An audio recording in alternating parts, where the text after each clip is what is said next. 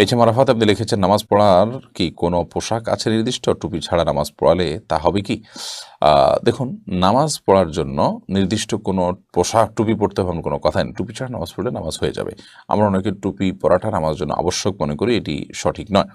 তবে আল্লাহ রাব্বুল আলামিন নামাজের সময় সুন্দর এবং যে পোশাক আমরা সাধারণত গুরুত্বপূর্ণ কোনো ব্যক্তির সাথে সাক্ষাৎ করতে গিয়ে যাই, খুব ভালো সময় পড়ি, সেরকম পোশাক পরতে আল্লাহ নির্দেশ করেছেন। আল্লাহ বলেছেন, ইয়া বানি আদম খুযু যিনাতাকুম ইনদা কুল্লি মাসজিদ, তোমরা প্রত্যেক সলাতের সময় সৌন্দর্য গ্রহণ করো, শোভা গ্রহণ করো বা সুন্দর পোশাক পরিধান করো।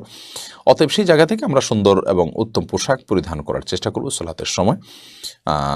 এমন কোনো পোশাক পরবো না, ধরুন লুঙ্গি এবং গেঞ্জি পরে আপনি সালাত আদায় করলেন, যেটা আপনি কোনো গুরুত্বপূর্ণ মিটিংয়ে কোনো গুরুত্বপূর্ণ ব্যক্তির সাথে সাক্ষাৎ করতে চান না, সেরকমটি করবেন না। তবে টুপি ছাড়া সালাত আদায় হয়ে যাবে।